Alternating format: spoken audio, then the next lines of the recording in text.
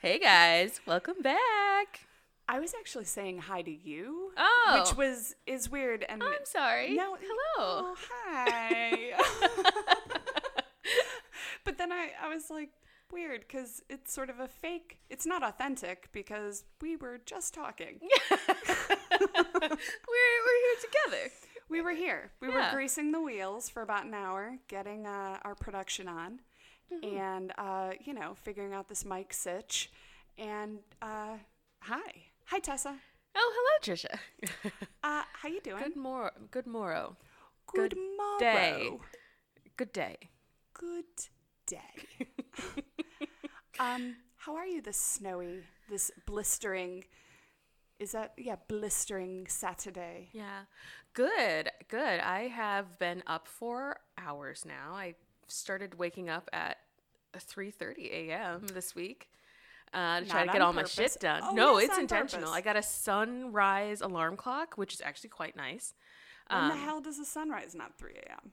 No, like I think like 7, 6 something 7. Yeah. Right this time of year. But yeah, I have to start getting up earlier to like meet all of my obligations as a starving artist. So when are you going to bed? Like 10, if I can, unless I have a show. And Falling asleep at 10? I'm in bed at 10, and so I'm like falling asleep at like 10:30, 11, and I'm still getting up at 3:30 to write. So I'm just trying it out for like the next, for the rest of January, and then we'll see if I have to evaluate and maybe start getting up at 4. But Wow. we'll see. Hey, I Got to be productive. I get it. And I actually have been sort of trying to do the same thing, but I have to be in bed way early to do it. But if I fall asleep by like 10:30, getting up at 5:30 has proven to be awesome because, or 5 or 5:30, because then I get to decide. Well, basically it already takes me like 2 hours in general to fully wake up. And I thought you were going to say get ready. I was like, no. Oh my God. No, 20. It's the lashes. They've changed it, Tricia. Yeah, I know. Now it's 2 hours. Getting ready at my home is 20-25 minutes. Mm-hmm. The rest of it is eating, sitting, wishing I wasn't up, then watching TV. And now I'm starting to watch my shows, my stories in the morning. Mm-hmm. Because What's the difference? I still have the decompressing time and I get to chill, but then I also get the better sleep because I am convinced sleep before midnight is the best sleep. I always feel more rested if I get at least like 2 hours or an hour and a half before midnight of sleeping. Like, think about it. If you go to bed at 2 a.m. and you wake up at noon, I personally never feel as good. Noon? Wait, I'm sorry. Say that again? You go to bed at midnight? You sleeping for 12 hours? No. Let's say I went to bed at 2 a.m. Oh, okay. And I woke up at noon. Or let's say I woke up at 10. Mm-hmm. That's 8 hours. Right. Most of the morning is done. But it doesn't I don't feel as rested. Yeah. Because of your circadian rhythm? Yeah. Circadian your rhythm? inner ear thing. Is that what that is? I feel like that's the same thing. We're gonna have to look at your internal sleep clock. Internal sleep clock. Yeah. Your inner ear infection. Yeah. I feel like it's something to do with your ears. Whatever it is, I'm finding that feels just as good. Mm-hmm. I just need some of that time to just chill. Yeah. But like, it is really hard for me, really, really hard for me to get up at 5 or 5:30 without at least 7 hours. And 8 hours is what makes me fully human. 7 hours is like, I'm doing it. I'm cool. I can do this. I won't freak out on you. Man. But how do people, 8 hours is truly like, they're right. They, meaning whoever has been publishing this information, 8 hours is truly what I need. I sleep for 8 hours so rarely. That's insane. Normally, like, my sweet spot is between 5 and 6 hours of sleep. And I'm up at 3 a.m. anyway. Usually I'm just trying to force myself to go back to sleep. And so I was like, maybe I should just lean into when I'm waking up anyway and just get up. And so this, like, sunrise alarm clock has actually been helpful because usually it's like a dark room and you're like, Yeah. I'm already in bed and I'm Yeah. just like trying to make it to 7 a.m. Yeah. So I can be like everyone else, but I'm like, I'm not sleeping. And I have like a Fitbit thing that does a sleep tracker. Oh, nice. And because I got it so it could track my sleep. And I was like, it even says that I'm like in REM sleep for an hour 45 a night, and I'm in like a very soft sleep for like 3 to 4 hours, and like deep sleep for like maybe another hour and a half. So I was like, I'm just laying here, and so I Yeah. could be more productive. So, and I don't have any more time, like in the time between like after work and going to bed, I'm like, that's 4 hours. Yeah. I cannot fit more of a day within these 4 hours between like 6 and 10. 24 hours. Yeah. And I was like, so I got to find the time, and it has to be before work, which sucks because nobody wants to get up early, but No. it is But way, if you way, way lean more productive. in, you're just, you're totally more productive. And Yeah. if I do that, by the time I get to work, I've been up for like 4 hours. Like, so I'm ready to start the second I get there rather Yeah. than just like the cobwebs in my Yeah. brain. And then you're not like, I'm not fully functioning for another hour. Exactly. Oh, that's good. My body arrives at 9, Yeah. but my mind shows up at like 11:30. Yeah. Yeah.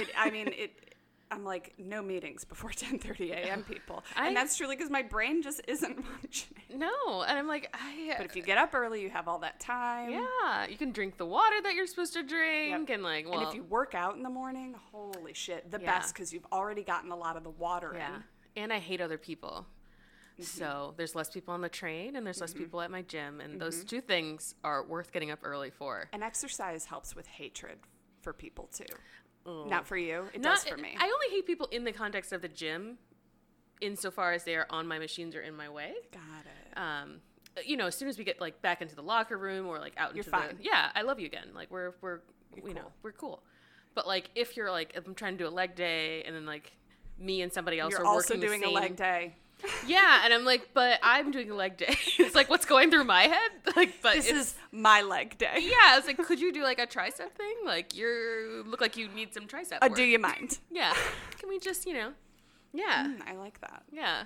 And so Well, there's that. shit. Guys, what do you think? Yeah, what are your morning? Because fitness- I'm not a morning person, Yeah. but damn, those days are better when you force yourself to be a morning person. Yeah. Because then I don't feel bad for sitting around for 2 hours and just relaxing and like drinking coffee and getting, motivated Yeah. to move. I feel less guilt about it when it's in the morning because I've woken Yeah. up. So Yeah. I'm like, I'm up. Yeah, I'm already better than most of like the I'm world. up. Yeah. If I'm going to watch Vanderpump Rules at 6 a.m., I am up. True. And I think count it. I think, yeah, I do the same thing, but it's usually like YouTube videos from the YouTube people that I watch. I like that. Or I try to like watch like, oh my God. There are these people who just clean their apartments on YouTube and they like put it on YouTube. And then sometimes I watch them as inspo to clean my own apartment. And if I get it brilliant. done and I come home and my apartment's clean, I'm like, who did this? It was me. It's always me. That's brilliant. It's always you. It's always me. But I'm like, what? Who put away You'll the clean, dishes? you'll And, clean like, your apartment in the morning. Oh yeah, I cannot be like, I will like cook dinner and I will load the dishwasher and I'll turn the dishwasher on and that's like the only chore that I will do. And then in the morning I'll unload it and like do like the counters and like It does tidy up. feel good if you get a chore done in the morning too. Yeah, Because I try- coming home, fuck the time after work No, before bed. I have 4 Because it hours. is 4 hours. I for sure have 2 maximum by the Ugh. time I get back. Because if I typically won't get back until 7:30 or 8. Mm-hmm. And so I have to combine the hours in the morning and the hours at night. If I get back at 8, I always need, no matter what, like an hour, hour and a half to basically like eat and chill. I wish I could go straight to bed and I'm unable to do it. Yeah. Then I'm an old person. I take like 20 minutes or more to get ready for bed. Then I go to bed and it still takes me another hour to fall to asleep. fall asleep. So the amount of time I have is like so minimum that time, I swear my entire life, and my mom told me this was for her too, and it's probably just overall the human struggle, is how the fuck to manage the time around work and like get like enough dead done, space, but not like- push, like, so just like be prioritized, but how do you prioritize? And then it's just like, fucking A, that 2 hours is like nothing. Yeah. Nothing. Yeah, and I always tell myself, oh, I'm going to go home after work and be so productive. I'm Never. like, the only thing I might do after work is go to the gym. Other than that, if it didn't already happen, it ain't going to happen. I think I need to realize that too, because I bring work with me, and I'm always like, I'm going to do an hour and a half at home. Fuck that noise. What I can do is just read on the train or do some stuff on the train before and after, but I need to just accept that I'm not doing it at night and quit putting it on myself. Well, then you feel guilty, and then you're stressed, and you can't fall asleep. And I feel guilty. Yeah. I always feel guilty. And I was like, will I come in? into work early? Possibly. Am I going to stay late? Absolutely not. Yeah. I gotta go make up for the gym that I didn't do in the morning because I was watching too many YouTube videos, and I fell into a hole. Sometimes it just happens. I know, man. The guilt. And I was like, who do I feel guilty about? So self-imposed. Yeah. No one's telling me to fucking do that. Exactly. The only thing I do feel guilty about now is like not going to the gym. It was like, it's just like the one self-care thing that you can do for yourself. Like, do this for yourself. And that's the guilt. It's a useless emotion, though, right? Yeah. Well, it is. For me, it's motivating in terms of going to the gym. Because it's like, when I get busy, the first thing that goes is like any self-care thing. For sure. It's the first thing. And I'm like, why is that always why am I the optional like thing in my life and like in my day, the things that like are important to like my physical person are the first things that go. And I was like, that has to change, and I will guilt myself into making a change, which is, again, get up at 3, watch your weirdo YouTube videos.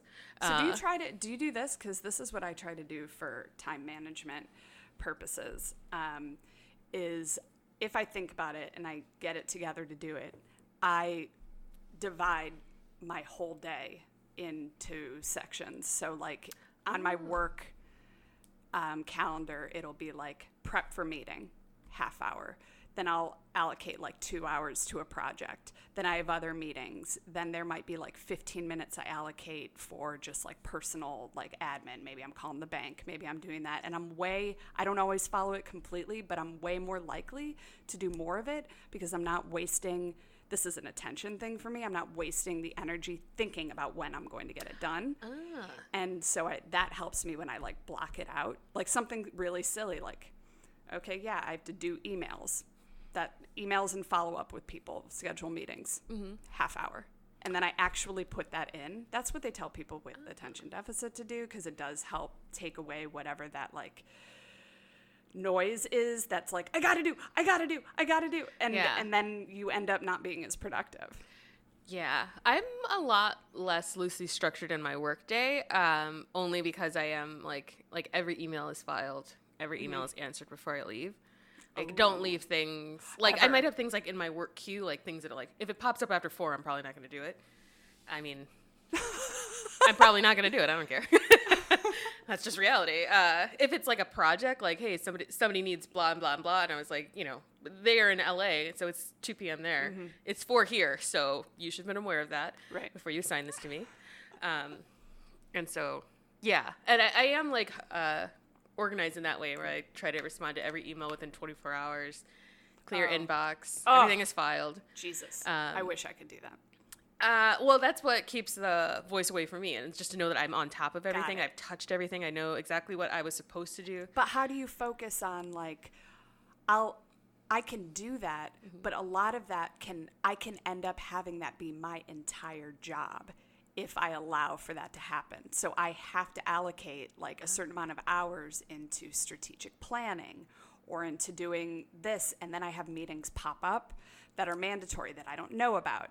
And, and it's stuff like that where if I'm not careful, my whole day can be responding to certain requests that might not be necessary to have completed that quickly. Do you see what I mean? Yeah. So like, and that will happen if I'm like, okay, this day I'm not doing any of this today. I'm only doing like, I'm still trying to navigate, but God, I wish instead I print out emails and then I read them.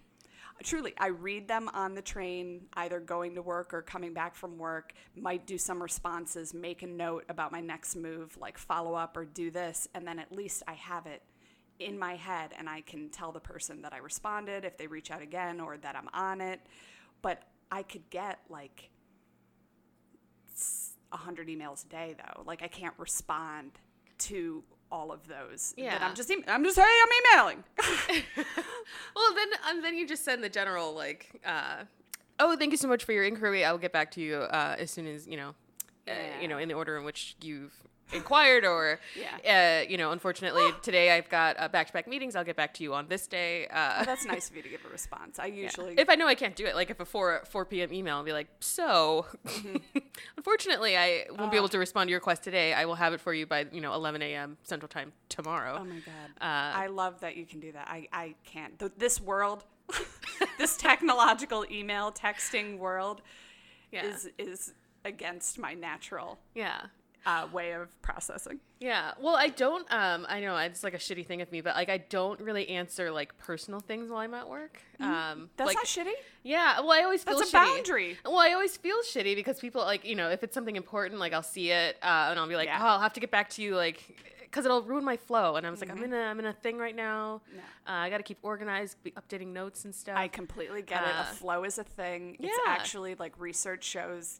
a kind of a thinking flow and a processing flow. I got my audiobook going. I'm like learning and like, because then you have to start over and then get back into the flow. You have to reflow. From the beginning, from the top. And I was like, no, this flow starts at around 11 a.m. If you want to like, shoot the shit between 9 and 11. I completely respect it. Never feel like you need to get back to me in a flow. I usually do that like instantaneous 4 or 5 texts while something's on my mind, and then I put it down. I do the same thing with emails, and then I'm not looking at it for 2 days. And so people will respond. I'm like, texting isn't actually a conversation to me. It's more like I'm answering, I'm putting whatever's out there. I don't expect anything right then.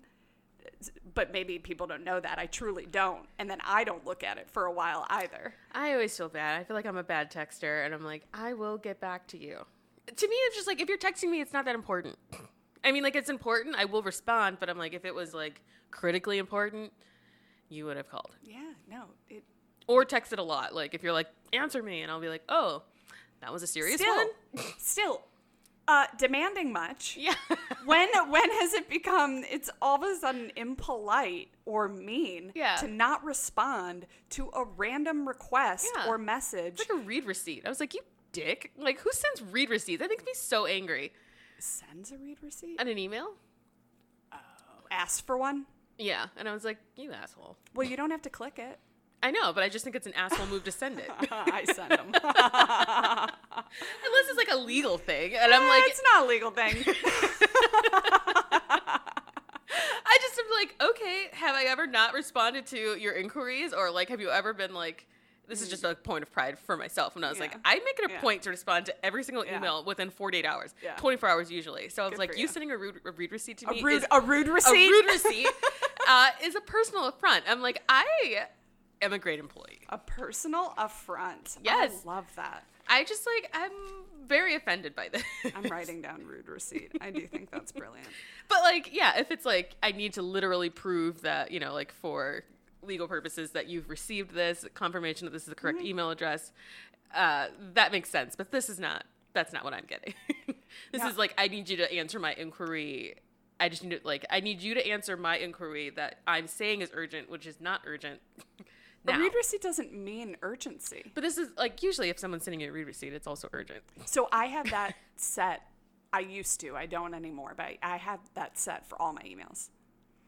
It clogged up my email inbox, but I did used to have that for purposes of the work because I needed to know when something was received. Mm-hmm. But now, then it became a CYA kind of thing because people would then reach out to me and be like, I was never told.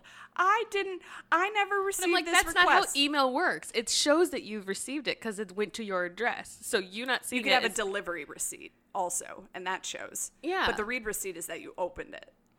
It doesn't matter if you, like, to me, like, it doesn't matter if you didn't open it. You received it. You not doing your job and not reading an email from a coworker. That's on you. But you can more likely, you can make an argument that maybe you didn't. Like, what if it got, I know it's not, it's probably not true, right? But, like, that's you have, not how email works. And I've had people come at me in previous work, and so then I respond, and I copy that fucking email sent, and I copy that read receipt, and I copy that delivery receipt, and I'm like, see attached, sincerely. It's so shitty, but it's just like, don't come for me. Don't come for me with something like that, because I am crazy. I may not answer the email right away, but you best not think that I'm deleting that shit. Records. So what are we doing today, Tessa? Today we're talking about You Season 2, as promised. Last week we talked about You Season 1, and Netflix put out a Season 2 in early January, and we jumped on it. And I bet Joe would be all about that record life. Are you kidding? He would probably never even send an email for the paper trail. He probably only directly contacts people. Oh my God, you're right. He doesn't want records. Yeah. The opposite. God. I've never seen him. Well, no, he does send some texts. He does. Or excuse me, his name's Will in this season. Oh my God. Yes. Well, okay. So it was on Lifetime originally, and then it was put on Netflix Season 1, and then Lifetime didn't renew it for a second season. So Netflix said, yo, I'm going to do this. And so then it was on Netflix. I guess, yeah. I feel like it's strange for a Lifetime series to not be starring the woman. And also not to renew anything that had a good, like, it had fans. What is Lifetime? You're too good now that you can't, like, I mean, what? I mean, I only heard of it once it came to Netflix, so maybe it really didn't do well on that's true. on Lifetime. But I would have. Yeah, we should ask the guy from Lifetime Uncorked. What's his name? Good idea. Patrick, Tessa forgot your name. Please remember that. But we're just going to cut that out. So. No, we're not. We're going to ask Patrick from Lifetime Uncorked if he has any dish I'm not cutting that out. on you. I mean, Lifetime, whatever. I mean, Lifetime it doesn't say or it doesn't require that it's a female-led thing. They do have other, it's yeah, female, but it's usually like a female investigator, Sure. figuring it out in the end. Sure. But I guess you kind of get Candace, who's kind of figured it out. She's a bit of an investigator. A bit. She is kind of kicking ass. Ooh, sorry, I broke my pen. She is kind of kicking ass and taking names. Yeah. All right. So first, how did Season 1 end? So, You didn't expect me to say that. and no, I got a text that said "so sorry," and I was like, "What?" It just said "so sorry," and I was like, "I don't like the way that's going." Yeah. I don't know. Yeah, no, Uh-oh. never mind. It's not important. Uh-oh. That's why I made a face. You can't even see my face. You. So Season 1 ends with the untimely demise of Bex, and Joe is meeting up with Candace, who is not dead, who we all thought was dead, but she ain't dead. And so they're Bitch meeting. ain't dead. She ain't. And then they're meeting so that Candace can go over her exploitative plan. I was like, It's a weird word. Yeah. Anything with a I wanted to say tutive, expletive, but that's a swear word. No. And I was like, a tutive expletive. does not, never sits right with me when I'm saying it. With her plan to exploit Joe into getting something out of him, which I assumed couldn't be money. No, but I think what it's the truth. literally could she get from him? I think Candace is after the truth. Why? I think truly she thinks he's going to kill other people. Like, I think she's after the truth and she wants him out. And maybe there's some vengeance. But she said she didn't want him to go to jail because she could just go with the evidence that she has. She's alleging that he tried to kill her and bury her alive, which is so dramatic. I was like, oh my God. No, that's just exactly what happened. But like as a death, like that's very dramatic to be like throwing the dirt on someone and they're like, no. And I'm thinking of Step Brothers when they are doing that. Wait, I thought you meant it was dramatic, like her story that he tried to bury her alive. I was like, that's exactly what occurred. I know you're Team Joe, but based on the evidence, it looked like she was alive and then buried. No, I just think that that's and she came up like a fucking like a zombie, like just just fucking one hand. Yes. Ugh.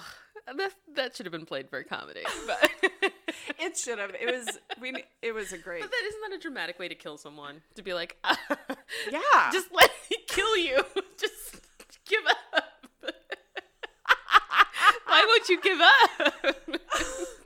Yeah, why aren't you just standing up? I guess because maybe of an injury. Oh, maybe. You know, like by the time the person's But being you still buried have a alive. voice, be like, stop. Oh, okay. Or, Okay, got it. So help. Or right. don't bury me. So the person that either shoots you, stabs you, or hits you over the head in an effort to debilitate you so that you can be buried alive, you think that the other person should just make sure that they continue to use the voice mama gave them? Yes. You never know who's gallivanting through the woods or a graveyard. And also kind of wussy the burying alive as a form of killing someone because... What? You just couldn't go through with it the whole way? He's killed multiple people. Right. And you're kind of like, ooh, it's a little too dirty for me, so I'm just going to do this so then I don't have to do as much work. If you have decided to kill someone, you should just kill them. And B, dirt's not that heavy. Right. There's a great chance she's just going to stand up. Yeah. By the time you get enough dirt on the person. Right? How many trips to Home Depot did you think he had to make to get enough soil to bury her alive? Well, they must make the hole beforehand. I mean, come on, right? But then it's like unsettled dirt and like... Yeah. Still, it's very obvious that something is awry. You know what I like picturing? I like picturing someone throwing the dirt over, and it must just be a really dramatic thing because, frankly, I don't think that many people get buried alive anymore. No. It seems a little old-timey. Yeah. But the dirt, and then I like to picture the person throwing the dirt over, and the other person, you can't see me, but, dodging. Yeah. No. Dodging. Ah, no, not there. Ah, no. And then they just basically create a mound of dirt for the person to then stand on and escape. Yeah. Because they haven't been hit. Yeah, it was like, okay. It's a bit Salem witch trials. I don't think that people were necessarily buried alive then, but it just makes me think of the 1800s. Yeah. Well, yeah, they would tie a bell to the person's oh yes, they hand would. or foot or something, and then if you were actually not dead, you would ring your bell, which is confusing because you're outside, so wouldn't all wind make it sound like bells were ringing? Well, I think it's when they're covered in the dirt, right? Then the bell's not really. But then you wouldn't hear it unless you were standing over their grave. It's out. The bell would be outside. Oh, that makes sense. Yeah. You'd have to be lying directly on your desk. How do you make a bell ring in dirt? I don't know. Well, yeah. Yeah. Yeah. What do they just have one finger that's sticking out? Well, the string would go into your coffin and they tie it on your hand. Coffin and then in a coffin. Yeah. I'm thinking you're just covered in dirt, not a coffin. The buried alive. Yeah. Oh. You know what I mean? Yeah. But then if you're burying someone alive, why would you give them such an interesting escape? If you're not actually dead, then just kidding. Just pull on this here string. And I'll come back for you. Don't worry. Let me know if we go too far. If you have second thoughts. Oh, God. Well, Candace makes it. Candace does make it. And we actually don't know yet that she was buried alive until further in season 2. But at the end of season 1, she comes for Joe. And she's like, hey, I didn't die. And then he also, what's her face? Beck, just the primary female lead in season 1. Mm-hmm. She wrote a story. Oh, wait, no. She wrote the story while she was being held captive. And John Stamos, did she write it so John Stamos was framed? Because he was framed. So Bex wrote her story, and then Joe edited her story because he had it, and then gave it to her TA, and she gave it to her literary agent, and then that literary agent published the book. Got it. But the story framed. Yes. The story made it sound like John Stamos was the killer. Right. So and you guys made me think that Stamos would be more in season 2, and so that was disappointing. I'm really sorry about that, yeah. I thought he was going to come back with a vengeance. No. He had about 3 minutes worth of scenes, but I loved his earring, and I'm happy he made it. And I'm sad that he's still in prison, but he seems to be fine there. Yeah, so he seems like he's found his people. He's really I'm cool with this. He's like, no, I'm fine. He doesn't want to help. He can still do his work of therapizing. Yeah, he really seemed very accepting of it, which was like, okay, I mean, way Just to go. resigned to your new life. Yeah, and then that's how it ends. But then Joe decides, for no reason, at least no reason in the show, in the book apparently he has a reason. For no reason, he just wants to go to LA. It's just the farthest place he can go. Why don't you just go to another country? I forget. He said that he was going to LA because it's the last place people would look for him because everyone knows how much he hates LA. And I was like, me and Joe, again, on the same wavelength. That's just the dumbest That would be thing probably ever. the last place people would also look for me because I would be very visibly unhappy to be there. Except that your career aspirations, it seems like it might line up. A necessity of the job. So but people I would know that you could be there, though, right? Like, they wouldn't assume you would never. It would be like Tessa got out of Chicago and was like, I'm doing it. Ew, I don't like the idea of getting out of Chicago. I mean, I would go like while the writer's room was in session, then I would immediately come back to Chicago. Like if I don't have to live in LA, that is not a goal of mine. Yeah, no, I don't. SoCal life, I'm like, that's not. Maybe San Francisco or like Napa. Yeah, no, I'm not against the idea of California at some point. Yeah. I have no desire for it. I mean, if it's forced upon me because my career has taken off. Right. Yeah, that's another thing about season 2 of You. It merely came for all of us comedians and improvisers out there, and I was like, well, that was unnecessary. Yeah, yeah. How do you feel? What does the author really think about improv? How do you feel about Joe? I mean, I loved Joe up until like episode 4. When he started making fun of improv. Because it was, I mean, granted, it wasn't him. It was his character, but it was through him. He was the mouthpiece for the improv hate. I mean, I wasn't mad at. I feel like that's when Joe started to get super whiny. Hilarious when it's about something that. Hold on, I'm sorry. You're obsessed with him, except when then it's about something that's important to you. I mean, I don't think he's wrong at any of his critiques of improv. Got it. Okay. I just like that was just like for me the beginning of like, oh, I like the self-aggrandizing like really starting to get to me. But like because I'm like this is 15 episodes of Joe being like, oh, the world is out to get me while I murder everyone. No, I'm nodding, but Which I do is think fine. it's funny. And then I also had a new love interest, which is 40, and I love 40. And then I was devastated at the end of this season because of 40, and I was like, how does this keep happening to me specifically? No, it's definitely directed at you, and it is funny that the timing of you not being so sympathetic to Joe.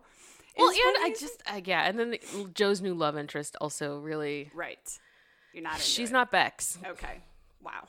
So so season 2. So he goes to LA. Because everyone who knows Joe and cares about where he is would be like, never LA. Yeah. So he goes to LA. God. And then he fixates on another individual. Her name is Love. A little too on the nose. Why? I don't know. Like, just don't give her that name. That's very silly to me. I had a love-hate relationship with the name Love. Because the you thing, they always get to use the word you, right? And so it's like re-emphasizing the whole story. And then the love thing is also, he gets to say, you love, I know you love. And it's just like, like I get it, but whatever. Yeah, I think it's like an interesting way to draw out the definition of love and like personifying the definition of love. So Taryn, who's co-hosted it in a previous episode with the Jessica Williams movie, actually read the books, and she's the reason why I even watched You or even suggested that we do You. Yeah. But she was saying that the character of Love is very different in the book than she is portrayed in the series, which would make a lot more sense to me because Love has a kind of a tragic, twisty end in this, which I thought was an interesting choice given that she's also supposed to personify the ideal image of love. And so to have that character be flawed, I thought was an interesting choice by the writers. Yeah. One that I don't know that I fully appreciated, or that I fully appreciate. I don't know that I like that she's not.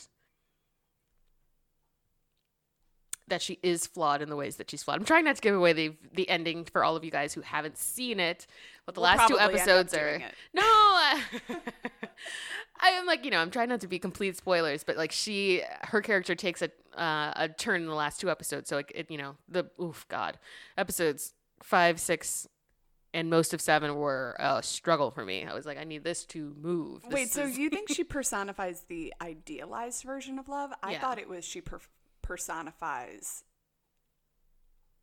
an image of love, not necessarily idealized. I thought it was to show what love is and what love isn't, and a distorted view of love as well. Like, especially when it's coming from Joe's perspective and he's talking about her specifically, but because her name is Love, he's always saying, I do this for love, or this kind of thing for love. And so you don't know sometimes if he's referring to her or to the idea of love. Mm-hmm. And so for me, it was just to kind of mix it all up. Like, so we're not really sure what kind of love this is. That's just how I saw it. No, I agree that's like, what they were doing and naming that character mm-hmm. love is to confuse mm-hmm. us at some points. We're not supposed to be able to separate what is Joe's idea of love from who is Love the person. I think for me, like, it would have been a little bit more clear if Love, because she starts out with a tragic story of mm-hmm. her husband dying tragically. Like, she's already like a broken love, and then to not only mm-hmm. have her be like a broken love, and then the last 2 episodes happen, and I'm like, oh.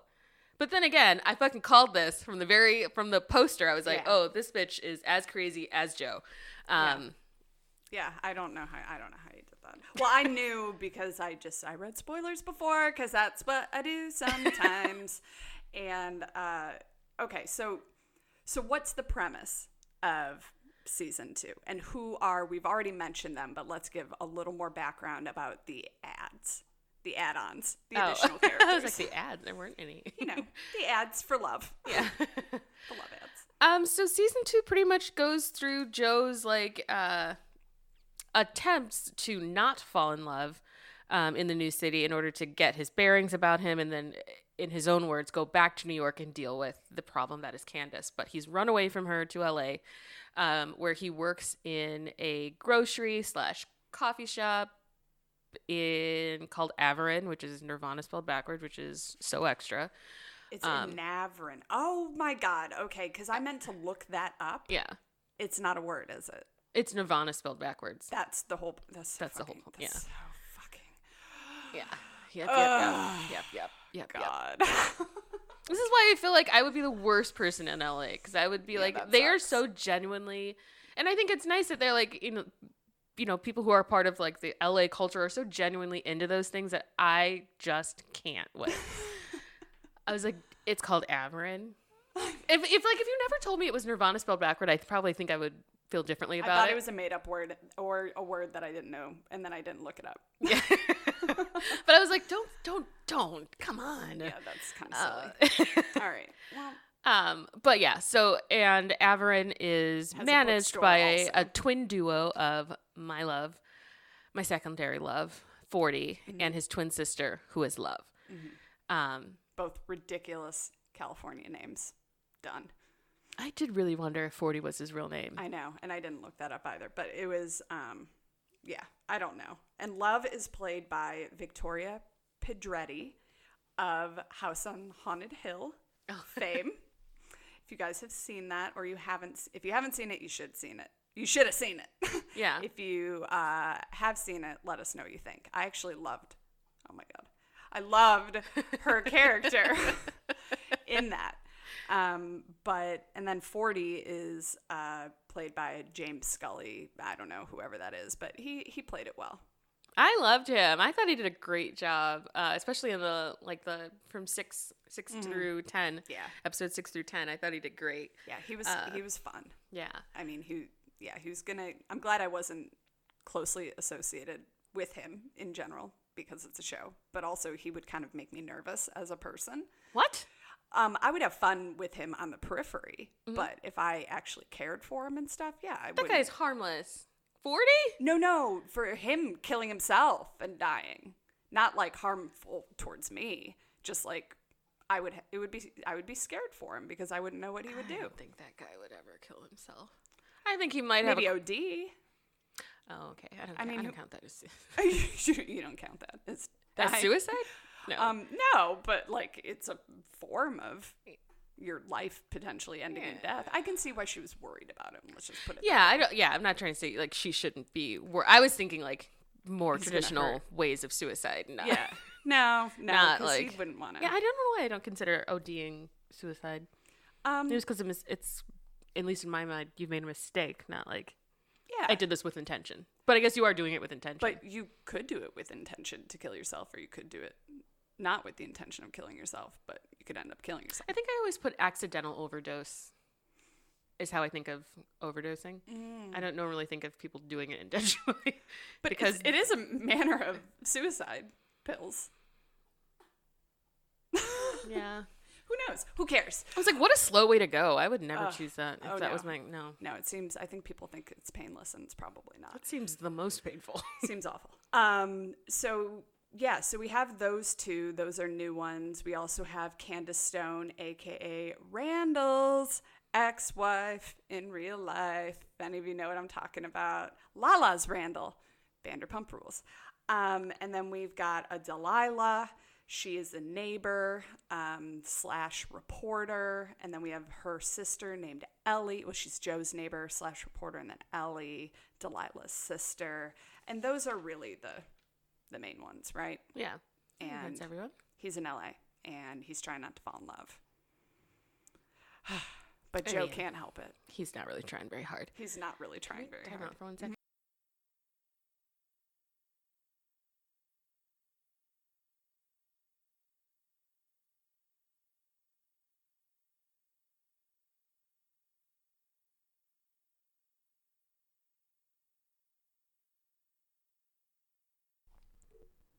Okay, can you say something?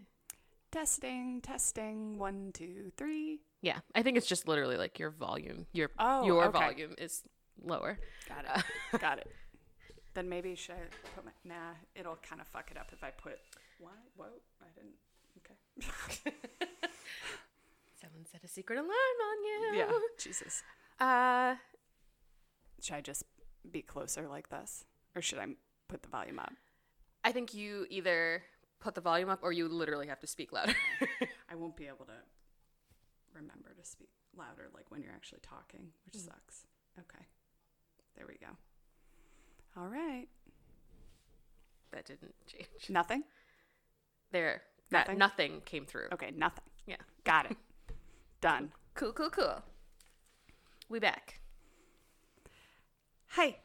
All right. So Joe is not trying very hard to not be in love, and he fixates. No, he almost immediately finds love. Immediately. Almost like, and I was like, he was so specific in the apartment that he wanted. It just happens to look out at her house. And then she happens to come over one day and she says, this telescope looks directly at my house. And I was like, no flags there. No. But she crazy, so...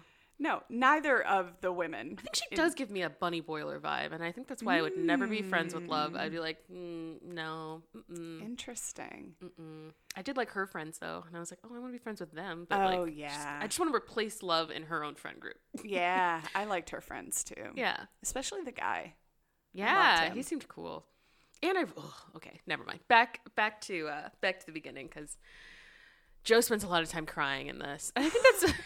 sees it and I was like, oh my god, Joe, pull it together. Does? Yes, he's like bawling when the guy is giving him acupuncture, and then he's bawling again with 40. That's like the first time he will. Oh my god, the acupuncture. That's when he is truly realizing and kind of like getting in touch with his feelings. And with 40, he's completely high. I'm just saying there was a lot of crying. there were more tears than usual. I like a strong sociopath, like a real Dexter vibe. Who just owns what they do. I don't like this whole puzzling, like, oh, why? I don't kill people. That's not who I am. Yes, it is. You've killed multiple people. How many times before it becomes your identity?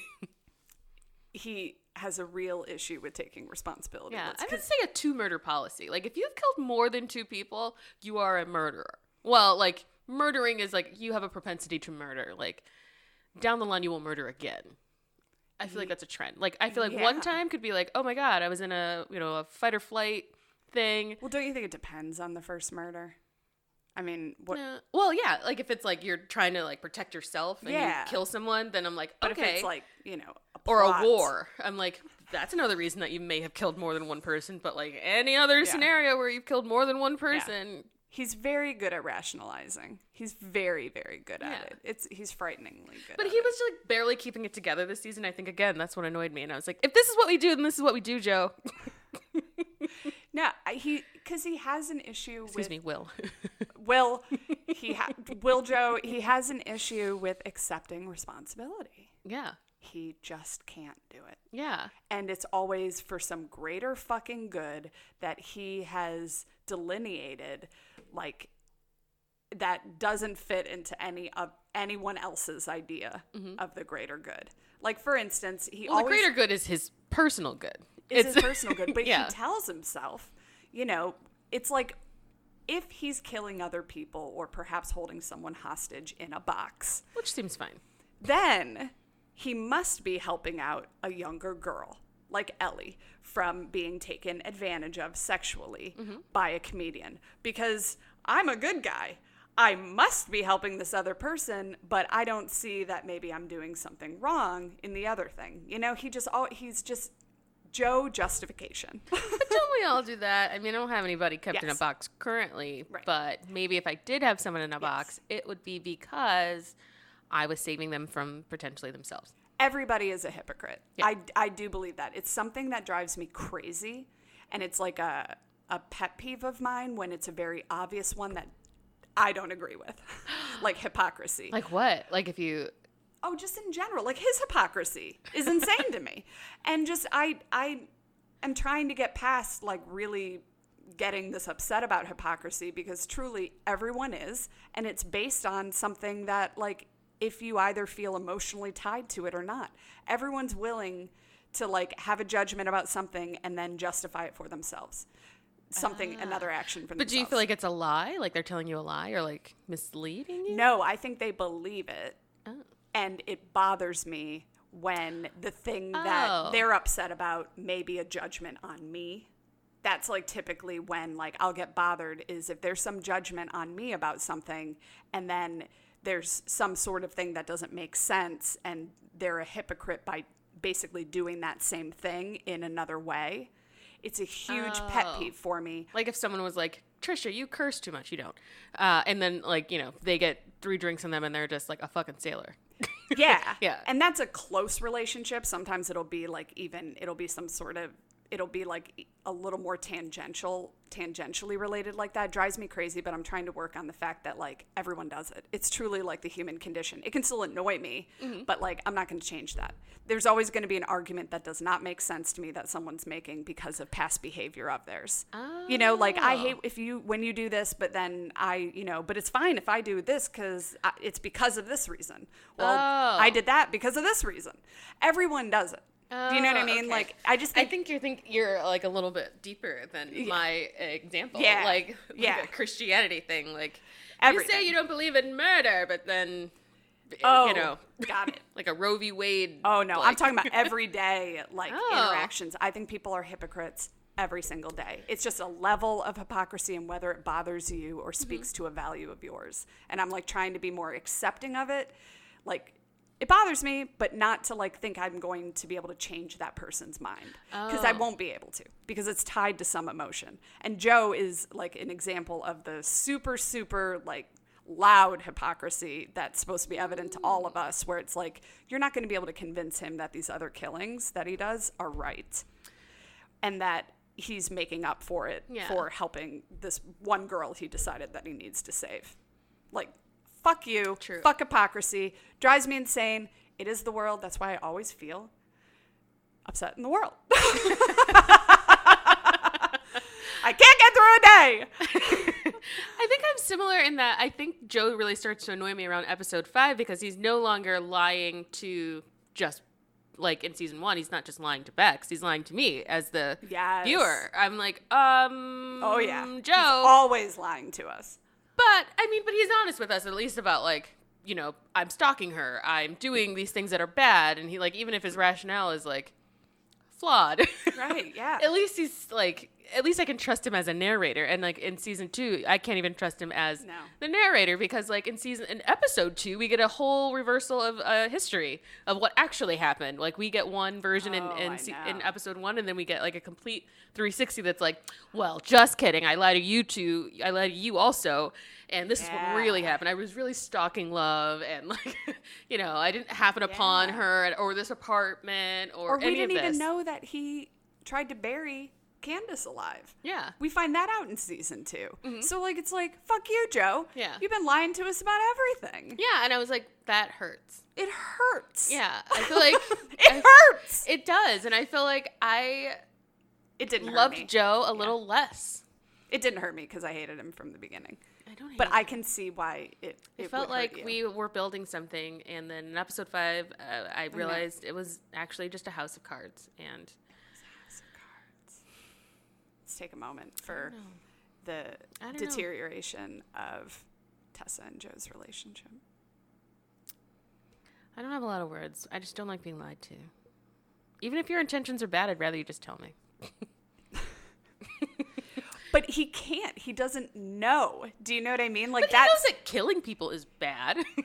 I don't think he thinks that it's wrong. I think he thinks the reasons justify his doing stuff. Like, that's why it's so fucked up with people is I think anyone can lie to themselves. Mm-hmm. Like, I think he lies to himself. If you're lying to yourself, of course you're going to lie to everyone else. But I think, like, if you honestly didn't think what you did was bad, then why doesn't he set, like, the other murders up to, like, have these clean, like, like, things found where, like, Bex, I think when he kills Bex, he actually thinks that, like, oh, well, I had to do that, and then I actually had to explain why I did that. But the other, like, when he murdered the Russian guy, who did cut off his finger, which is, like, he drew first blood, Ouchie. so I don't feel that bad about that guy.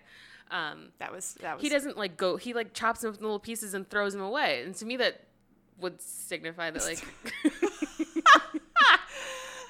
it was disgusting, and I fast forwarded through all of that. Oh yeah, I definitely no thanks. Yeah, no thanks to that type of graphic. Like, that actually makes me nauseous. Yeah. It's not even, like, sad. Maybe it should make me sad. It's more nauseous. Yeah, but I feel like if you're going to go through that amount of links to hide a crime, you on some level know that what you've done is wrong. Otherwise, you wouldn't go through the trouble. Just getting caught. Yeah. That's enough motivation. I don't know. Maybe that's just something I assume. Like people think fear is the biggest motivator probably of anything we have, I think. It's like the one thing that gets us past I heard it on a podcast from like some neuroscientist, but like, let's say you have, people who are addicted to a substance, and people will argue, well, addiction isn't real. How come you were able to control it? You went to work and you weren't, intoxicated. But then right when you get home, because of fear of losing something important, which is probably your livelihood at work, it's like the only thing that surpasses that chemical reaction. I think the fear of getting caught is like a huge motivator for people to like take control of the situation. No?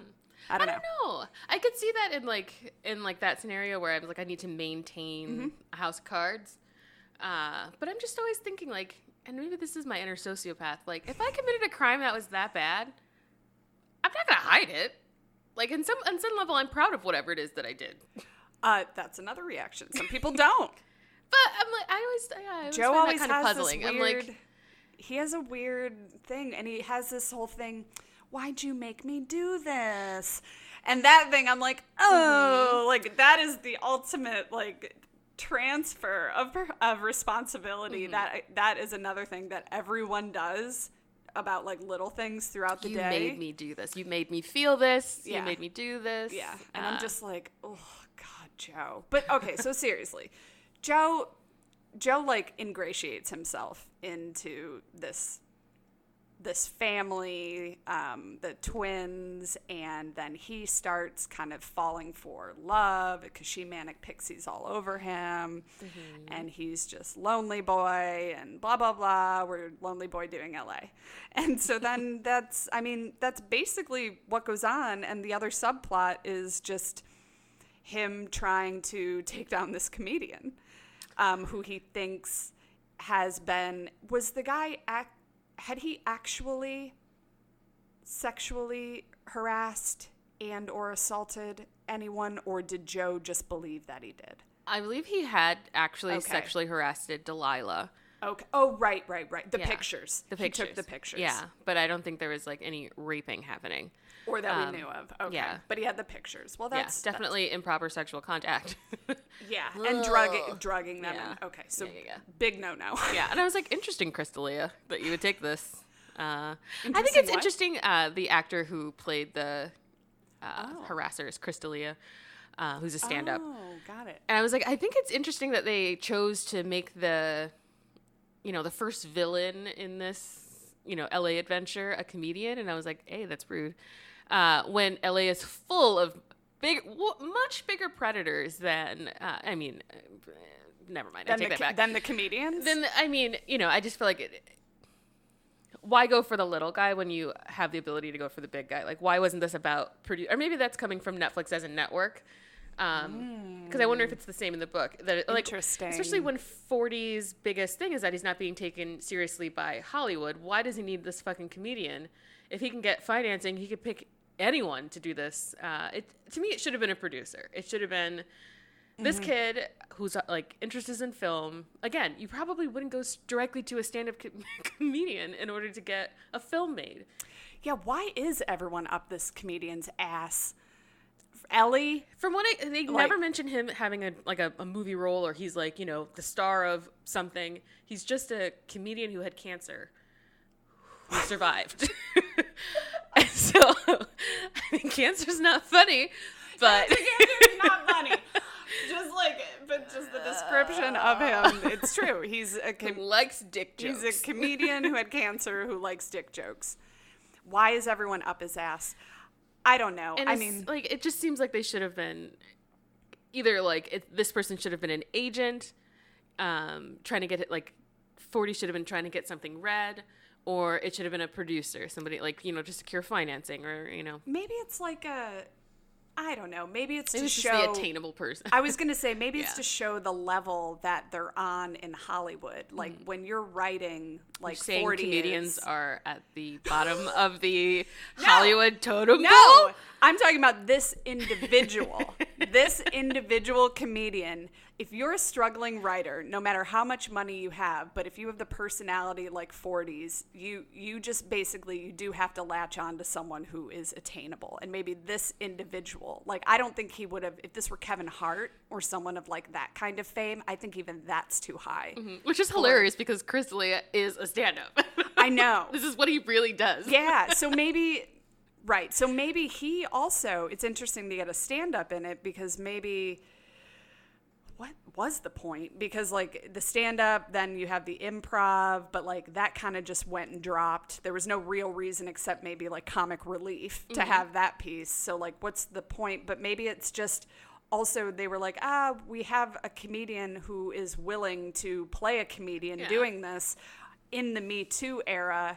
Maybe it's his own way of making a statement about that kind of thing by being in it. I have no idea. I think it's the attainability of his particular character as a star because he's not going to get in with a Harvey Weinstein pre-Kane and lawsuit. He's going to Oh my God, don't even get me started about that.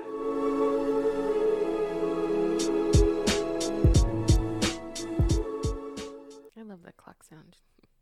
Makes me feel so smart. I like it. Like a library. Yeah, no idea. This is the SFL reading room. Mm. Just kidding, we don't read. Are we recording? Yeah. I'm trying to read more. Maybe I'm going to pick up you. Mm-hmm. Yeah, I've made a resolution that I was going to read 3 books a year or a month. 3 books a year. That's not a resolution. That's sad.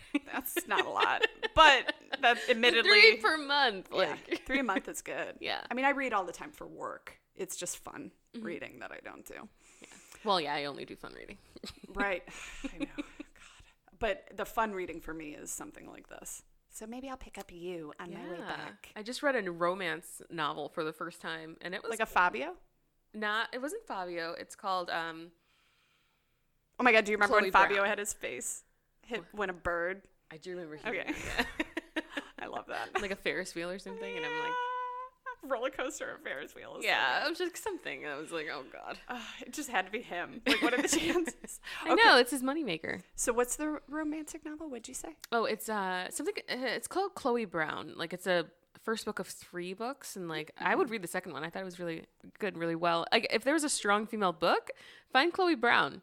That was a good book. Yeah, it's about a girl of color. It's in like they're in England somewhere. Nice. Yeah, it was really good. I would highly recommend Chloe Brown. All right, I like that. Plug.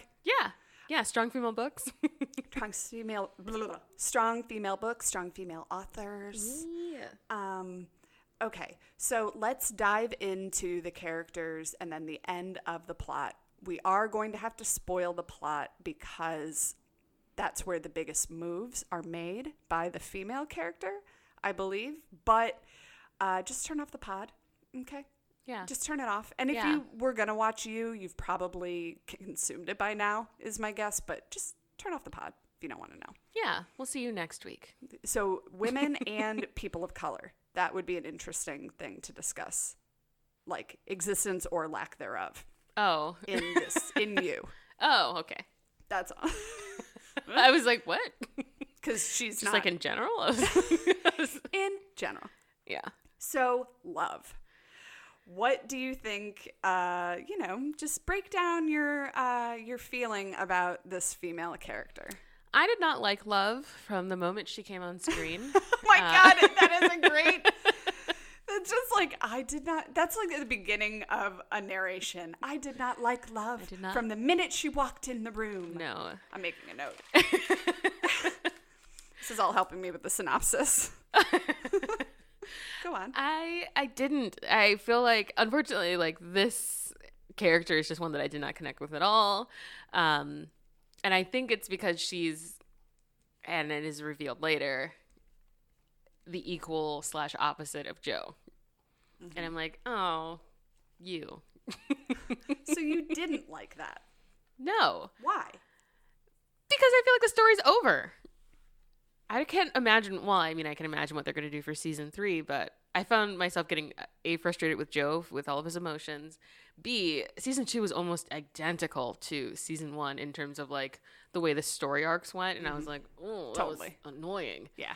And I think that's, again, like by episode 5, I was like, okay, someone's going to die. Someone's going to get locked in the cage. The only thing I didn't predict was the Will character who turned out to be a friend. And I was like, oh my God, Joe made a friend.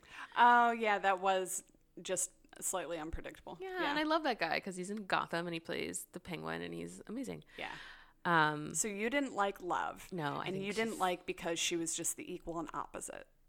Yeah, and I think that was boring. And in a way that is boring, and I'm kind of mad. Like, I liked that she rose up to the level of Joe, and we find out that she has been kind of stalking him and that she was setting him up to see if he would satisfy certain tests of hers, to see if he could be the kind of love for her. And then in the end, she kills for him. So we know that they're very similar. But why couldn't she be... So the female lead is just the equal and opposite of the male. Mm-hmm. Why couldn't she be something even more extravagant or different? You know, instead she's still identified by the male character. Yes, and that's why, again, I didn't like the choice of naming her Love, because if we're going to hold the idea of love up to the standard that is worth murdering for, and then give us a character named Love who is so flawed, and I was like, I can see what they were, and I imagine that the book, you know, no shade to the Netflix writers team, but I was like, I imagine that the book did a better job in keeping the Love character as kind of more like Bex, actually. I loved Bex, you know. I know. But watch season 1. Yeah. Bex was great, and I maybe I am trying to examine my own bias towards Love.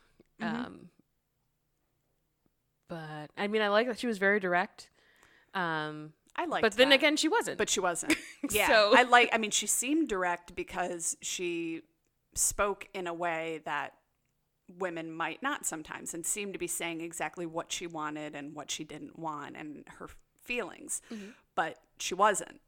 So the manner in which she was doing it seemed direct, Yeah. but the message wasn't. No. And I'm like, I would give her that she definitely had her own agency. Mm-hmm. She's concocted a plot. She executed that plot. Mm-hmm. And then, even took it farther than she was expecting to. And she was top billed. She had her own agency. She impacted the plot, and she was top billed. Does that drive you crazy? Yeah. To me, it's the impact the plot part.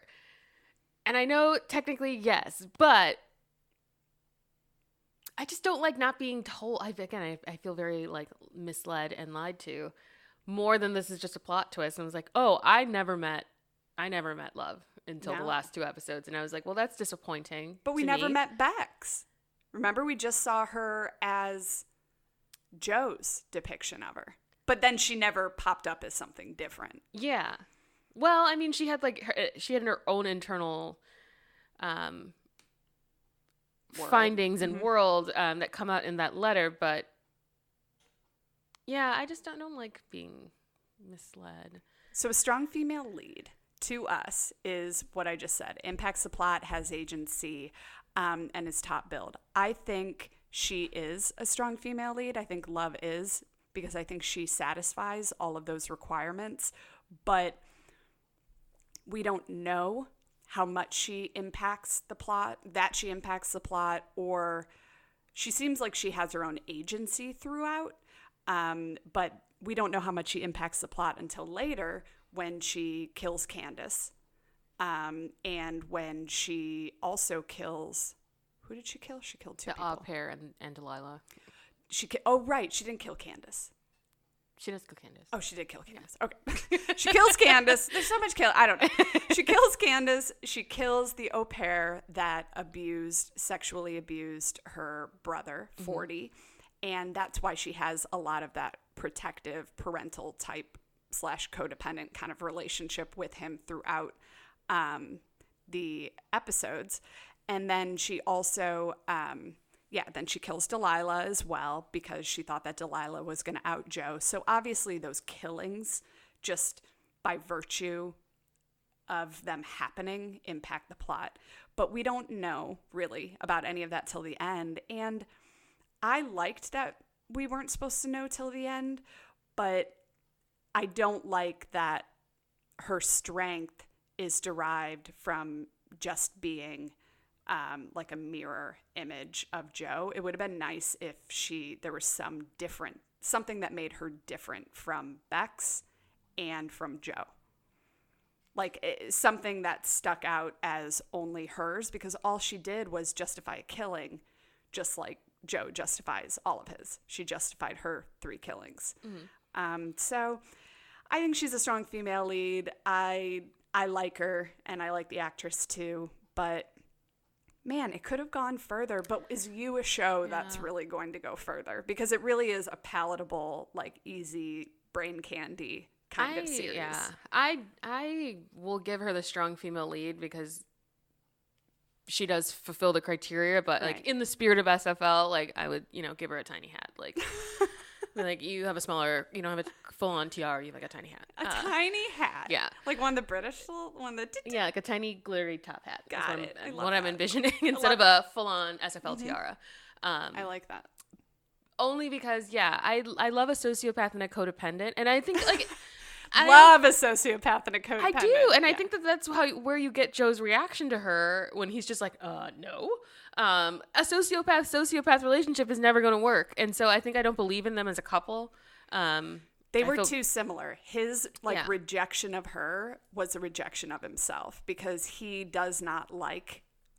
He seems to struggle with the fact that he is the way that he is, and being confronted with it, like it made me disgusted at first. How dare you judge her with my whole hypocrisy thing?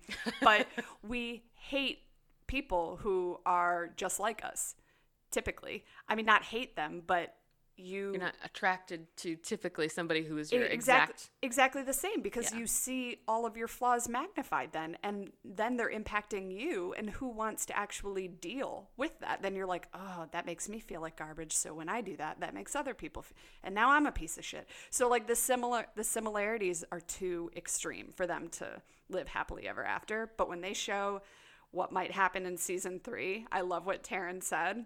Oh yeah, spoilers. We didn't give you really that much of an opportunity to turn it off. We did. We warned you. We did. We warned you in our own way. Taryn, I love, she said that on social media, people were like, men are shit. Because even though he finds the only person who's ever going to accept him for something like this, he's looking at the neighbor and he can't just be happy with her. And I think that is a hilarious reaction to it. It's not like it. I mean, whatever. It just, she's going to leave him too. She's not going to stick with him. She's not leaving anyone. You don't think so? If anything, she's going to end up killing him.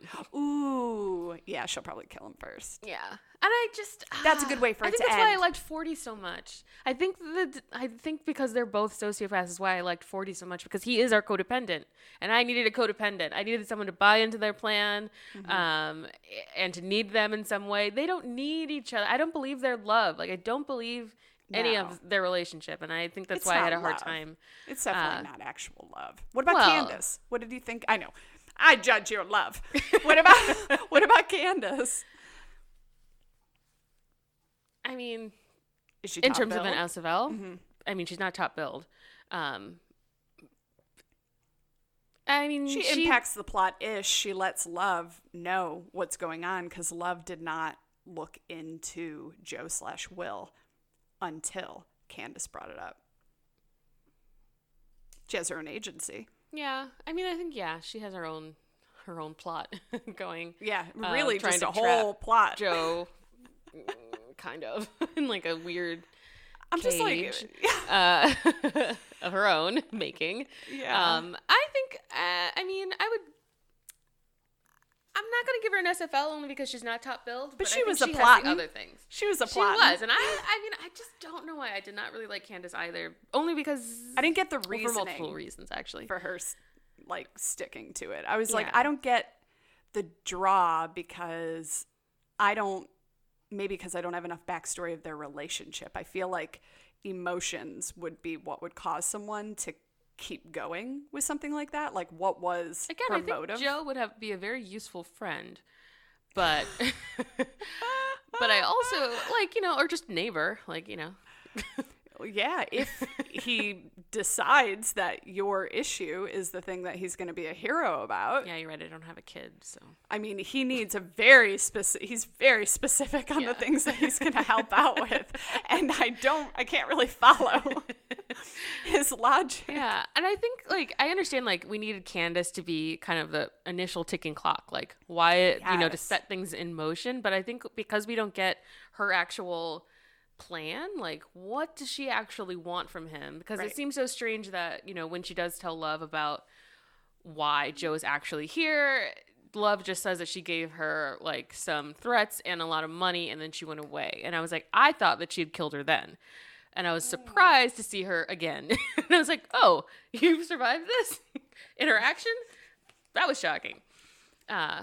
Seriously. Yeah, I always had my eye on Love. Because Love had already killed someone in cold blood. At that time? The au pair. Oh, yeah. So, what prevented her from just... And do we know... Maybe something we would learn in season 3 is other people Love has killed, because I highly, highly doubt that she went from 1 to 3 others like that. Like she hadn't done anything before. I doubt that. Yeah. And I think, like, the writing in this show really give you a lot of hints as to, like, who is crazy, who is not crazy. I like the line that Delilah had. She's like, when she's talking to Joe in the laundry room, and she's like, I know you're not a nice person because you act nice. And I was like, well, that was said to Joe, but I'm sure it applies to Love's crazy ass. Yeah, Delilah seems to have his number, which is good, but then she also sort of realizes that he can help her too, and then she lets her guard down, and that sucks because he somehow tapped into whatever she needed. Sucks. Yeah. Final thoughts on Candace. I'd give her the same tiny hat. What about Ellie? I don't think she's an SFL. No. I really liked Ellie. She had agency. She did, and but she didn't really impact the plot. She didn't. But I thought the actress did a really good job. I like the character of Ellie, but again, like Taryn, who's read the book, said that character doesn't actually exist in the book. Right. So I didn't really think she added much Nope. of anything, because it just really, the really creepy thing is the Joe and kids thing. And I'm like, I don't like it. No, he don't is like getting it. way too close to these kids, the children. And they could have had that storyline simply with Delilah's encounter with the comedian. Yeah. He could have done You never ever needed Ellie to do anything. And you didn't need the little boy in the first season. It was just creepy. So why does Joe always want these fucking kids? Yeah. And I'm like, I'm trying to be. Oh, I get it. Because he was like left out as a kid and his mom took off and he saw his mom be, I think because his issues stemmed from his childhood, allegedly. I think that's where the kid thing comes. I don't think it adds much, but like maybe that's a reason. Yeah. I don't know.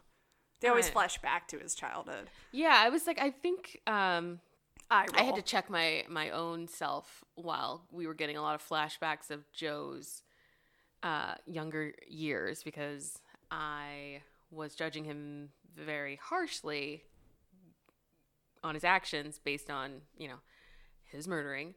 But I was like,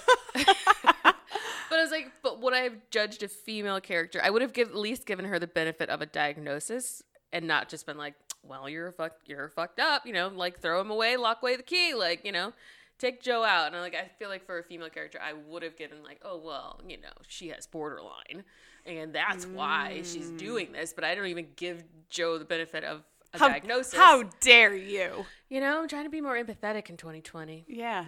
Wow. The benefit of a diagnosis. To explain this away, because I'm like, we see him have a terrible childhood, abusive childhood, and I was still just like, oh my God, but you're a murderer. Right. How do you turn out this way? And I was like, well, it's literally showing us how someone turns out to murder, and his experiences with because he killed his dad. Mm-hmm. Was that his dad? Or was that like a boyfriend? I was so confused. Whohoever was raising him, didn't get any titles him. from anyone but the mom, who I was almost positive was a prostitute. Yeah. Yep. Yeah, I thought so too. Yeah. Sex worker. Yeah. Why? Not supposed to say prostitute anymore. Why? It's just one of the words that goes out the door because of just political reasons and political correctness. I mean, I'm not personally offended, but it's sex worker now. Oh, interesting. The more you know. Yeah. Goodness. Yeah.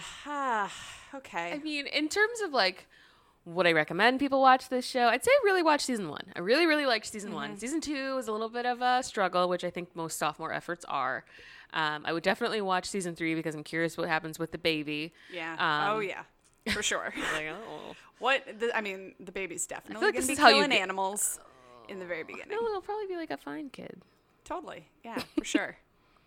Everything's lining up towards that child being completely fine. Yeah, I thought the introduction of Love's mom was interesting. Just backtracking for one more female character that I don't think we talked about, but I was like, well, it's just to show Dottie. I was like, oh God. Kind of an emotionally abusive relationship, sort of like pulling her in, pushing her away, like being her enemy, and then her confidant. Like that, like how you'll slap someone and then hug them right after. Like that kind of, it seemed like it was that sort of relationship. I've never slapped someone and then hugged them. No, I haven't, but I feel like that's like the destabilize and then comfort sort of thing. Their conversation on unconditional love, and I was like, it was very conditional with her mom. All love is conditional. I'm like, let's take love out of the romance, out of the storybooks and bring it into the real world, if that's what we're doing. In terms of parents. In terms of love, in general, all love is conditional. I think love can be stronger for some people than other people, but I'm like, it all comes with. Maybe it just boils down to forgiveness, and that's what people are saying, because conditional, as long as you don't cheat on me, we all have. But then, is that a condition or is that a standard of how you want to be treated? I think those are synonyms. Right. So I don't know. Or some people will say, well, I don't like to have, they don't like their relationship to be based on, God, what's the other? Oh my gosh, I'm losing the word. Ultimatums, you know, but is that an ultimatum or is it a standard? Everyone has a right to say, I deserve this. Mm-hmm. This is what I want and need. Yeah. If this can't be provided for me, I don't want to be in this. That's not, I mean, that's fine for someone to say. It's not like, okay, once I love you, then whatever you do is okay. Like, that's ridiculous, too. Yeah, interesting. What's the difference between an ultimatum and a standard? I think it's the way you communicate that. I didn't get to more the focus. Is it on what you're doing and how it's impacting me, or is it how I'm living and how I, you know, is this compatible? I don't know. I think it's your behavior and my reaction. If I'm giving you an ultimatum, I'm telling you what I'm going to do if your behavior doesn't change. Mm-hmm. Whereas I would think like expressing a standard is more of an ask than a demand. Like, could you make sure that you're like in the house by like midnight? I get worried when you stay out until 3 a.m. You don't call. Mm-hmm. As opposed to, if you don't call me every night at 3 p.m., ooh, the relationship is over. Right. Ultimatum. Yeah. Or is it the type of ask? You know, is it something that's kind of like, like asking too much from the person? Is that an ultimatum versus a standard? But anything I've read about boundaries is in establishing a boundary, you're supposed to say, if this occurs, then I'm going to do this, this, and this. Mm-hmm. And then you have to stick to that. So is a boundary an ultimatum? You know what I mean? Because like establishing healthy boundaries can be an ultimatum. And you have to. I mean, that's the healthiest thing you can do is establish boundaries. I don't know. It all gets kind of. But I think like a standard is something more for you. For me, whereas an ultimatum is me making a demand on your action. Mm-hmm. Agreed. And a boundary would be the same thing. Like, well, a boundary is more like what I'm going to do. Right. It all gets mixed up. I think people call them ultimatums when they don't like them. I think, yeah, you know, it's just and then, negative connotation. I mean, because it's like, that's an ultimatum. Okay, well, then I'll rephrase it like this. Yeah. I do, you know what I mean? Like, who knows? Mm-hmm. Fuck it. I've lost myself. Okay, well, what do you rate? What's your rating? Ooh, the pipes. The pipes. Everything's coming to life. It's 1:16 on a Saturday. There it goes. I think for season 1, I would give it like 3.5 out of 5 lost library books. And for season 2, I would probably give it 2.5 lost library books or overdue library books. Interesting. I definitely liked season 1 better. Mm-hmm. But season 2 isn't bad. It's just after, like, I watch these back to back, like week to week. Whereas I think if I had like the benefit of like a year passing, I would have been like, oh my God. But like to see them back to back, it's like, again, the story arcs are almost identical. And so it felt like I was watching the same thing again. Yeah. And that probably keeps people watching too. There's like a sense of familiarity. But, so it's like definitely space it out. Mm-hmm. It's a good watch. I mean, to me, like 45 and 50-minute episodes seem long to me, but I was like, seems like we could wrap this up in like 30 minutes. They could have. It wasn't tight. It wasn't tight. No, and I was like, no. After seeing something like Fleabag, and just like seeing just the brilliance behind a tightly written script, it's tough now to stomach things where I'm just like, sweeping shots of LA. Like, I'm like, God, and just the dialogue and characters who don't do anything. Yeah. Now that I know it can be different. I would watch this as a movie. Sorry. Oh, if this was a movie, I would be like, 100%. First act, Bex. Second act, love. Third act, whatever. As 2 movies, I'd be like, 90 minutes each. Okay, we can get a lot done. And you could have the same twists and turns, but it would have been just a lot shorter. Sorry, it's just a pipe. The pipes are like loud right now. It has an opinion. It also didn't love season 2. God, what would I rate this? So I actually like season 2 better. Oh. It was more enjoyable to me. Season 1, I would give it, it's like an enjoyability rating versus a quality rating, right? Like a quality both are very rating, watchable. So that's that was hard. Quality storytelling rating, truly like 2.5 out of 5. For season 1? For both. Oh, okay. But in terms of watchability and just kind of scratching that itch,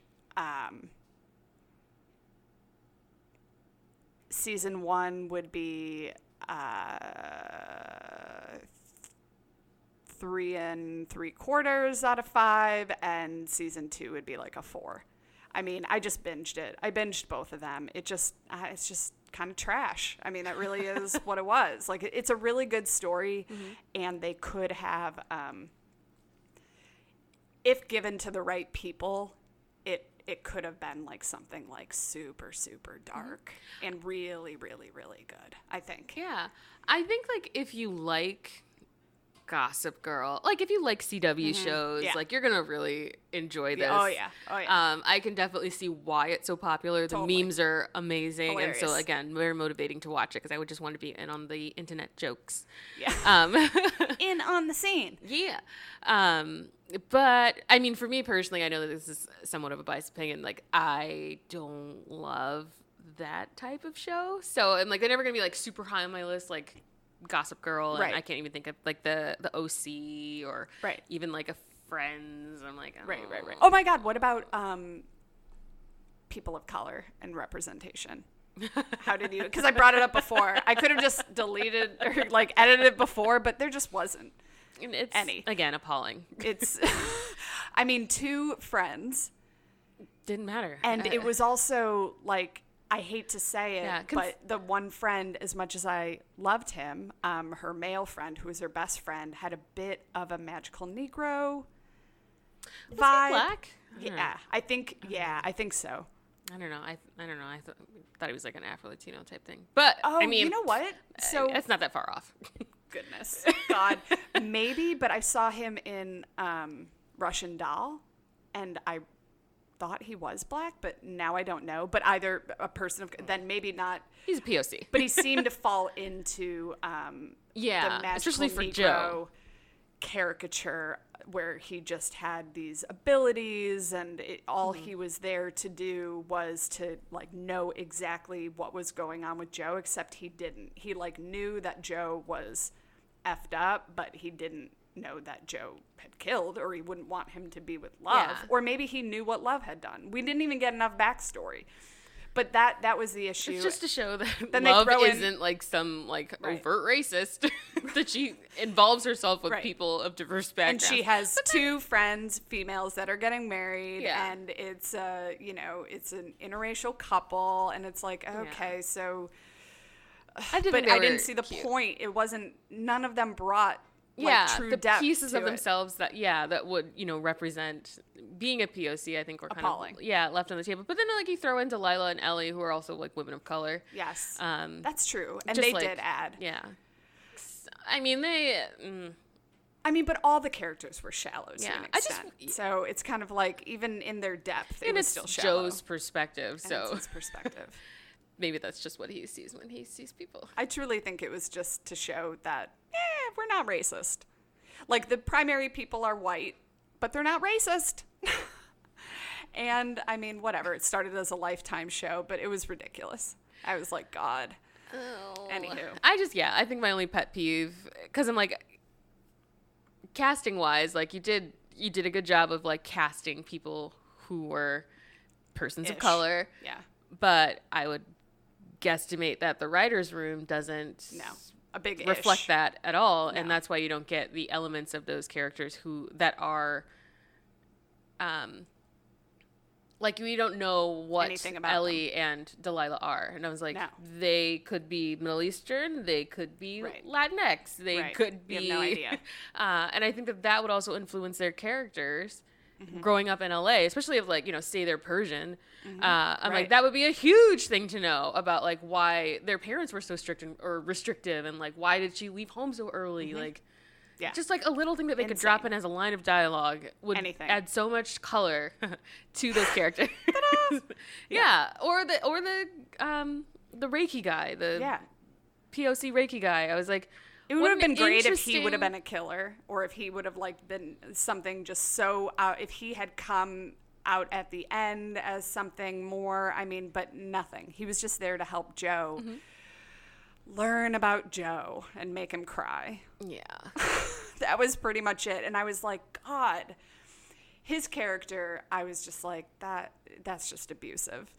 That character and making that character who could have, the guy is a really good actor, and it could have been something just much more prolific, and they didn't do that at all. Yeah. So there's that. All right. So you guys, you can suggest movies on Instagram when you leave a comment or anywhere else, and we will listen. Depending on the movie. It's conditional, because love is conditional. Love is conditional. And yeah, that's it. You can find us on Instagram at strongfemalepod. Mm-hmm. And we're on Twitter at SFL_Chicago. And guys, this is kind of our last episode of season 1. I hope you guys have been thoroughly entertained. We will be back with season 2 with new episodes coming out at the end of February. But thank you guys so much for listening and tuning in and being so supportive. It's a new project for both of us. It's our first time doing anything like this, and to know that we have a solid listener base and you guys are loyal throughout all of our production snafus, and it's just nice to have all of that support. And so we're going to take just a little time off to figure out the direction of the podcast and come back at you with a season 2 that's even bigger and badder. Yeah. Rate, review, subscribe, tell a friend. Tell a friend. Yeah. Tell a loved one. Or an enemy. Make it a condition of your love. Oh, God. All right. Until next time. Yep. Bye. Bye.